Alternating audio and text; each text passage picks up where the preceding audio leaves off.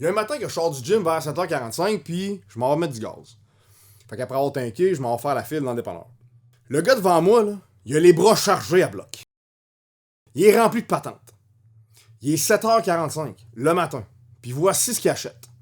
2 Monsters originales, une barre Mars, un gros muffin au bleuet, puis un sous-marin pizza. J'imagine que le plan, c'est de se rendre à midi. Ben ce gars-là, après avoir mangé tout ce qu'il avait dans les mains, là, il va avoir mangé une demi-livre de sucre. Une demi-livre de... Mais qu'est-ce que c'est ça, man? What the fuck? C'est-tu vraiment ça que le monde normal mange à la journée longue? Sérieusement, là, c'est moi qui manque un bout. Y a-tu quoi que j'ai pas compris? Je vais te faire une confession, ok? J'ai jamais mangé une barre de chocolat de ma vie. Jamais de ma vie, je suis rentré dans un dépanneur. J'ai pris une barre de chocolat. Je l'ai payé, puis je l'ai mangé. C'est jamais arrivé. Hey, ce gars-là, là, en une journée, mange des affaires que j'ai pas mangées depuis genre 10 ans. Mais voici pourquoi c'est bien pire que ce que tu penses de manger de cette manière-là, parce que tu joues dangereusement avec ton insuline. Mettons que tu manges des raisins. Les raisins contiennent du sucre naturel. Quand ton corps les digère, il va augmenter le taux de sucre qu'il y a dans ton sang. Mais il va l'augmenter à un niveau qui est legit. De l'autre côté, si comme notre champion, tu manges une barre de chocolat, ton taux de sucre dans le sang va devenir extrêmement haut. Ouais, mais Joe, qu'est-ce que ça change? On va te le dire ce que ça change. Quand ton taux de sucre dans ton sang, il est en dessous d'une certaine limite, ton corps va faire quelque chose de vraiment awesome. Il va sécréter des cétones.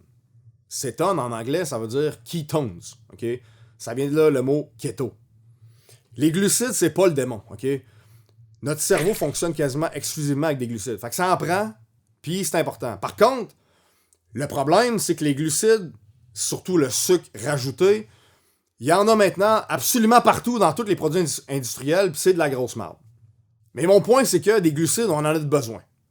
Puis quand il n'y en a pas assez en circulation dans le sang, le foie va sécréter des cétones, qui vont être convertis en glucides à partir des cellules graisseuses. T'as pas dessus, man. OK? On va transformer ton gras en énergie. Mais le gars du dépanneur, là, ben lui, il va jamais transformer son gras en énergie. Parce que son corps donne jamais l'ordre au foie de faire des cétones, parce qu'il y a déjà assez de sucre dans le sang. Fait que le corps fait juste utiliser le sucre qui est déjà présent dans le sang. On appelle ça un graphique en dents de scie. Puis la plupart des gens font exactement ça. Des fois, ils vont même pas manger grand-chose dans leur journée, sauf que c'est toutes des affaires qui sont bourrées de sucre. Fait que durant la journée, leur taux de sucre dans le corps, il fait ça de même. Il spike, il descend un peu, il respike, il descend un peu, il est de même tout le temps, gna, gna, gna, gna. Sauf qu'il va jamais baisser en bas de la limite de brûlage de gras. Il va toujours être en haut. Pour maximiser ton brûlage de gras, voici ce que tu fais. Quand tu te réveilles, ton taux de sucre est super bas. T'es à jeun. Le mot déjeuner vient de là. Déjeuner. Tu coupes ton jeûne. En anglais, break fast. À ton réveil, tu vas t'entraîner. Ou courir, ou marcher, whatever. Après ton entraînement, tu déjeunes, tu prends ton déjeuner, tu manges beaucoup de glucides. Ton taux de glucides va monter en flèche.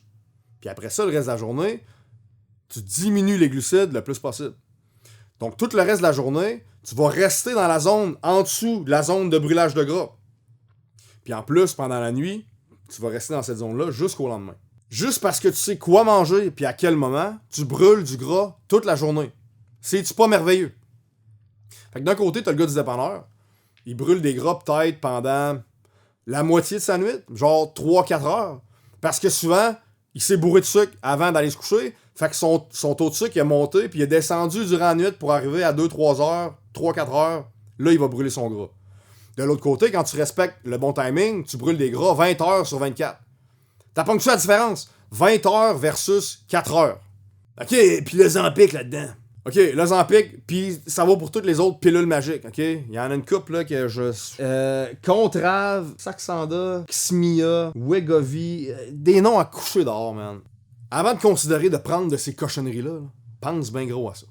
T'as un problème, OK? Il est pas dans ta tête, il est très réel. Mais il est bien simple. Tu manges des affaires que tu devrais pas manger quand t'as même pas faim. Fair enough. Y a-tu d'autres choses? C'est simple. Tu manges des affaires que tu devrais pas manger quand t'as même pas faim. Ouais, mais Joe, c'est pire que ça, c'est un problème médical. J'ai une maladie. Cry me a fucking river, bitch.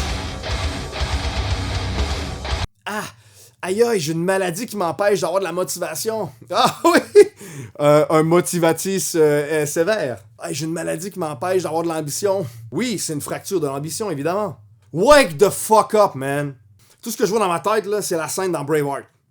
Quand t'as les Écossais qui arrivent, puis ils voient l'armée anglaise, puis l'armée anglaise est full nombreuse, puis ils se pognent ils veulent pas se battre parce que là, ils ont peur, puis là, ils veulent battre en retraite.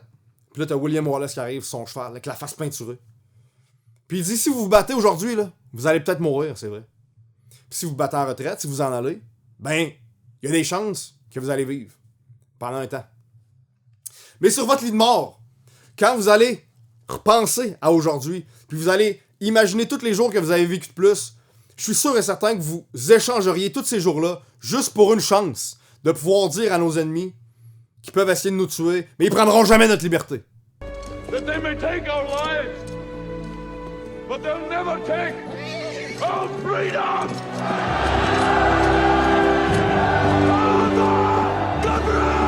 T'as un combat glorieux devant toi, man, un ennemi puissant, déterminé. Puis toi, tu vas abandonner. Tu vas laisser tout le monde tomber.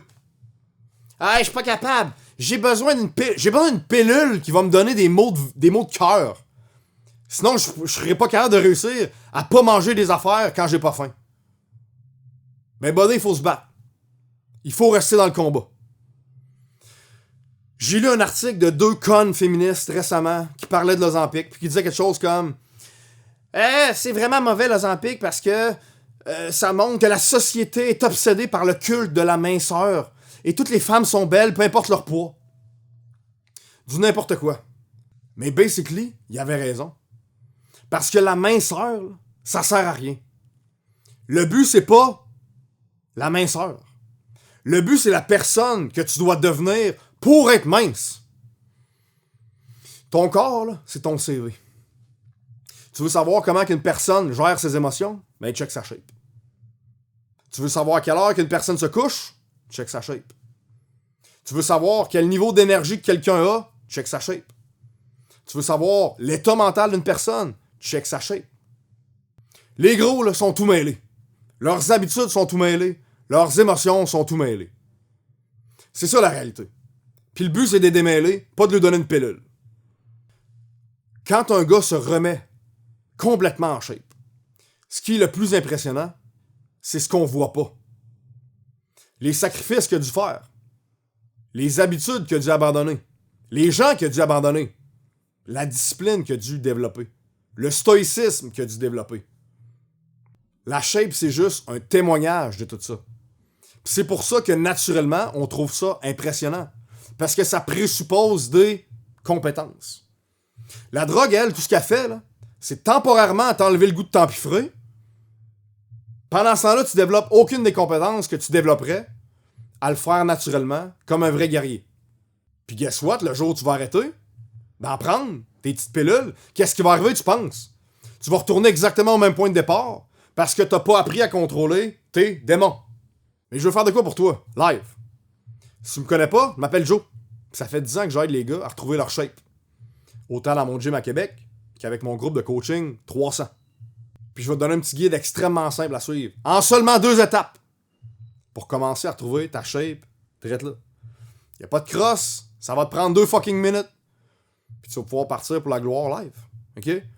Le lien est dans la description. Il faut que tu sois prêt à te battre, par exemple. OK? Abandonne pas, man. Abandonne pas les autres. Abandonne pas ta famille, tes enfants. Ils croient tout en toi, puis ils veulent te voir réussir. Moi avec. Let's go, man.